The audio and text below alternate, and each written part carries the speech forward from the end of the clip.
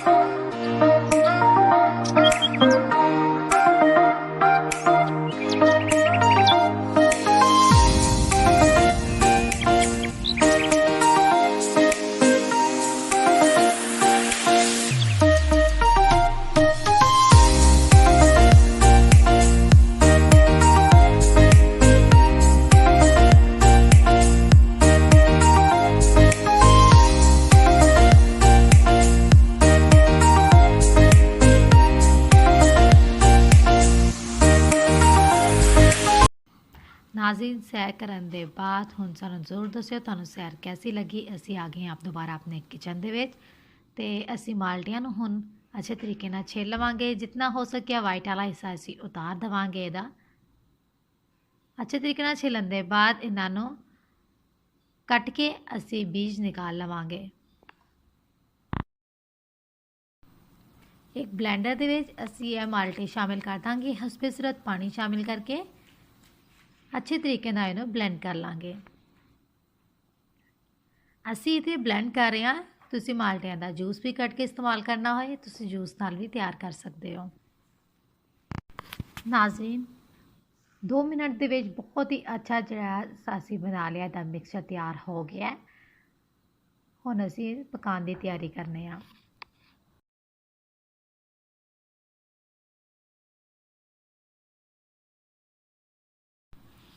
एक बर्तन ਦੇ ਵਿੱਚ ਅਸੀਂ ਸਾਰਾ ਮਿਕਸਚਰ ਸ਼ਾਮਿਲ ਕਰ ਦਵਾਂਗੇ ਤੇ ਨਾਜ਼ਰੀਨ ਇੱਥੇ ਅਸੀਂ ਜਿਹੜਾ ਬਰਤਨ ਇਸਤੇਮਾਲ ਕਰ ਰਹੇ ਹਾਂ ਉਹ ਤੁਸੀਂ ਦੇਖਿਆ ਹੋਵੇਗਾ ਕਿ ਸਾਈਡਾਂ ਤੋਂ ਸਾਰਾ ਖਰਾਬ ਹੈ ਤੇ ਅਸੀਂ ਖਰਾਬ ਬਰਤਨ ਇਸਤੇਮਾਲ ਕਰ ਰਹੇ ਹਾਂ। ਕੋਈ ਸਾਫ਼ ਸੁਥਰਾ ਬਰਤਨ ਜਿਹੜਾ ਨਵਾਂ ਬਰਤਨ ਅਸੀਂ ਇਸਤੇਮਾਲ ਨਹੀਂ ਕਰ ਰਹੇ ਕਿਉਂਕਿ ਟਾਸ ਦੀ ਵਜ੍ਹਾ ਤੋਂ ਤੁਹਾਡਾ ਬਰਤਨ ਖਰਾਬ ਹੋ ਜਾਏਗਾ ਤੇ ਇਸ ਵਜ੍ਹਾ ਤੋਂ ਉਹੀ ਬਰਤਨ ਇਸਤੇਮਾਲ ਕਰੋ ਜਿਹੜਾ ਪਹਿਲੇ ਤੋਂ ਇਸਤੇਮਾਲ ਸ਼ੁਦਾ ਹੋਵੇ। ਤੇ ਜਿੰਨਾ ਸਾਡੇ ਕੋਲ ਸਾਡਾ ਮਿਕਸਚਰ ਸੀ ਮਾਲਟਿਆਂ ਦਾ ਉਤਨਾ ਹੀ ਅਸੀਂ ਉਹਦੇ ਵਿੱਚ ਪਾਣੀ ਸ਼ਾਮਿਲ ਕਰ ਲੈਣਾ ਹੈ। ਇੱਥੇ ਤੁਸੀਂ ਤੁਹਾਨੂੰ ਦੁਬਾਰਾ ਅਸੀਂ ਯਾਦ ਕਰਵਾ ਦੀ ਤੁਸੀਂ ਜੂਸ ਦੇ ਨਾਲ ਵੀ ਤਿਆਰ ਕਰ ਸਕਦੇ ਹੋ। ਤੁਸੀਂ ਅਗਰ ਜੂਸ ਨਾਲ ਤਿਆਰ ਕਰਨਾ ਤੇ ਜਿੰਨਾ ਤੁਹਾਡਾ ਜੂਸ ਹੋਵੇ ਉਸ ਤੋਂ ਅੱਧਾ ਤੁਸੀਂ ਪਾਣੀ ਸ਼ਾਮਿਲ ਕਰ ਲਓ ਤੇ ਇਹਨੂੰ ਅੱਛੇ ਤਰੀਕੇ ਨਾਲ ਅਸੀਂ ਪਕਾ ਲੈਣਾ ਤਕਰੀਬਨ 15 ਮਿੰਟ ਤੱਕ। ਨਾਜ਼ਰੀਨ 15 ਮਿੰਟ ਅੱਛੇ ਤਰੀਕੇ ਨਾਲ ਪਕਾਉਣ ਦੇ ਬਾਅਦ ਇਹ ਗਾੜਾ ਹੋਣਾ ਸ਼ੁਰੂ ਹੋ ਗਿਆ। ਇਹਦੇ ਵਿੱਚ ਹੁਣ ਸ਼ਾਮਿਲ ਕਰ ਦਾਂਗੇ ਚੀਨੀ। ਜਿੰਨਾ ਸਾਡੇ ਕੋਲ ਜੂਸ ਜਾਂ ਮਿਕਸਚਰ ਸੀ ਮਾਲਟੇ ਦਾ ਉਤਨਾ ਅਸੀਂ ਇਹਦੇ ਵਿੱਚ ਚੀਨੀ ਸ਼ਾਮਿਲ ਕਰ ਦੇਣੀ ਹੈ। ਅਗਰ ਸਾਡੇ ਕੋਲ 1 ਗਲਾਸ ਸੀ ਤੇ 1 ਗਲਾਸ ਅਸੀਂ ਚੀਨੀ ਸ਼ਾਮਿਲ ਕਰ ਦੇਣੀ ਹੈ ਇਹਦੇ ਵਿੱਚ ਤੇ ਅੱਛੇ ਤਰੀਕੇ ਨਾਲ ਚੀਨੀ ਨੂੰ ਇਹਦੇ ਵਿੱਚ ਮਿਕਸ ਕਰ ਲੈਣਾ ਹੈ। ਅੱਛੇ ਤਰੀਕੇ ਨਾਲ ਚੀਨੀ ਮਿਕਸ ਕਰਨ ਦੇ ਬਾਅਦ ਇਹਨੂੰ 10 ਮਿੰਟ ਵਾਸਤੇ ਅਸੀਂ ਹੋਰ ਪਕਾਵਾਂਗੇ ਤਾਂ ਕਿ ਇਹ ਜੈਮ ਗਾੜਾ ਹੋ ਜਾਏ। ਤੇ ਨਾਜ਼ਰੀਨ ਇੱਕ ਹੋਰ ਗੱਲ ਤੁਹਾਨੂੰ ਦੱਸ ਦਈਏ ਕਿ ਜਦੋਂ ਤੱਕ ਇਹਦੇ ਵਿੱਚ ਇਹ ਚੱਗ ਬਣ ਰਹੀ ਹੈ ਉਦੋਂ ਤੱਕ ਇਹ ਤਿਆਰ ਨਹੀਂ ਹੋਇਆ। ਇਹਦੇ ਤਿਆਰ ਹੋਣ ਦੀ ਇੱਕ ਜ਼ਬਰਦਸਤ ਇੱਕ ਨਿਸ਼ਾਨੀ ਹੈ ਕਿ ਇਹਦੇ ਵਿੱਚ ਜਿਹੜੀ ਚੱਗ ਬਣ ਰਹੀ ਹੈ ਉਹ ਬਿਲਕੁਲ ख़त्म ਹੋਣਾ ਸ਼ੁਰੂ ਹੋ ਜਾਏਗੀ। ਨਾਜ਼ਰੀਨ ਥੋੜ੍ਹੀ ਦੇਰ ਬਾਅਦ ਅਸੀਂ ਚਮਚ ਹਿਲਾਉਂਦੇ ਜਾ ਰਹੇ ਹਾਂ ਤਾਂ ਕਿ ਨੀਚੇ ਵੀ ਨਾ ਲੱਗ ਜਾਏ ਤੇ ਇੱਕ ਦਫਾ ਵੀ ਅਸੀਂ ਪਤੀਲੀ ਦਾ ਢੱਕਣ ਨਹੀਂ ਲਗਾਇਆ। ਢੱਕਣ ਲਗਾਉਣ ਤੋਂ ਬਗੈਰ ਹੀ ਅਸੀਂ ਇਹਨੂੰ ਪਕਾ ਰਹੇ ਹਾਂ ਤੇ ਤੁਸੀਂ ਵੀ ਇਸੇ ਤਰੀਕੇ ਨਾਲ ਇਹਨੂੰ ਬਣਾਇਓ।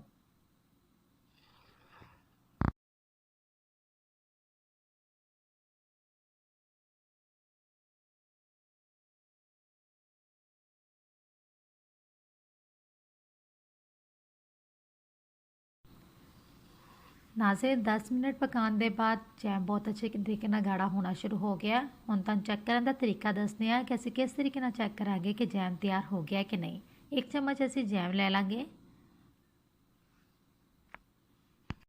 ਪਲੇਟ ਦੇ ਉੱਤੇ ਜੈਮ ਪਾ ਕੇ ਵੇਖੋ ਅਸੀਂ ਪਲੇਟ ਨੂੰ ਟੇੜਾ ਕੀਤਾ ਹੈ ਤੇ ਜੈਮ ਠਹਿਰਿਆ ਨਹੀਂ ਹੈ ਉਹ ਚੱਲਣ ਲੱਗ ਗਿਆ। ਇਹਦਾ ਮਤਲਬ ਹੈ ਕਿ ਹਜੇ ਜੈਮ ਤਿਆਰ ਨਹੀਂ ਹੋਇਆ ਤੇ 5 ਮਿੰਟ ਅਸੀਂ ਹੋਰ ਪਕਾ ਲਾਂਗੇ। 5 ਮਿੰਟ ਹੋਰ ਪਕਾਉਣ ਦੇ ਬਾਅਦ ਹੁਣ ਦੁਬਾਰਾ ਤੋਂ ਅਸੀਂ ਚੈੱਕ ਕਰ ਲਾਂਗੇ ਕਿ ਜੈਮ ਤਿਆਰ ਹੋ ਗਿਆ ਕਿ ਨਹੀਂ। ਉਸੇ ਤਰੀਕੇ ਨਾਲ ਅਸੀਂ ਦੁਬਾਰਾ ਚੈੱਕ ਕਰਾਂਗੇ ਜਿਸ ਤਰੀਕੇ ਨਾਲ ਅਸੀਂ ਪਹਿਲੇ ਚੈੱਕ ਕੀਤਾ ਸੀ। ਨਾਜ਼ਰੀਨ ਦੁਬਾਰਾ ਤੋਂ ਚੈੱਕ ਕਰਨ ਵਾਸਤੇ 1 ਚਮਚ ਅਸੀਂ ਪਲੇਟ ਦੇ ਵਿੱਚ ਸ਼ਾਮਿਲ ਕੀਤਾ। ਪਲੇਟ ਨੂੰ ਥੋੜਾ ਜਿਹਾ ਟੇੜਾ ਕੀਤਾ ਤੇ ਜੈਮ ਠਹਿਰ ਗਿਆ ਹੈ। ਜੈਮ ਨੇ ਚੱਲਣਾ ਸ਼ੁਰੂ ਨਹੀਂ ਕੀਤਾ। ਜੈਮ ਠਹਿਰ ਗਿਆ ਇਹਦਾ ਮਤਲਬ ਹੈ ਸਾਡਾ ਜੈਮ ਬਿਲਕੁਲ ਤਿਆਰ ਹੈ। ਠੰਡਾ ਹੋਣ ਦੇ ਬਾਅਦ ਇਹਨੇ ਥੋੜਾ ਜਿਹਾ ਹੋਰ ਥਿਕ ਹੋ ਜਾਣਾ ਹੈ। ਇਸ ਵਾਸਤੇ ਅਸੀਂ ਚੁੱਲ੍ਹਾ ਬੰਦ ਕਰ ਦਿੱਤਾ ਤੇ ਇਹਨੂੰ ਹੁਣ ਠੰਡਾ ਕਰ ਲਾਂਗੇ। नाज़रीन ऑरेंज जैम बिल्कुल तैयार है। बहुत ही मज़ेदार तो बहुत ही यमी। तो इतने नाज़रीन तुहानूं एक गल दसदी जावां जे यूट्यूब ते पहले तुहानूं किते भी यह गल नहीं नज़र आई होएगी कि जो भी तुसी ऑरेंज जैम तैयार करो इहदा तुरश जायका इहदे विच ही रहिंदा है। तो इस वास्ते तुहानूं कदी भी मार्केट दे विच ऑरेंज जैम नहीं मिलिया। इस वास्ते कि ऑरेंज दा अपना तुरश जायका यह जैम दे विच रखदा है। तो अगर तुसी पसंद करो तो तुसी अपने घर ज़रूर बनाओ। तो ये इतनी प्यारी रेसिपी के नाल मैनूं इजाज़त दवो। अपना बहुत ज़्यादा ख्याल रखियो। दुआ याद रखियो। अल्लाह हाफिज़।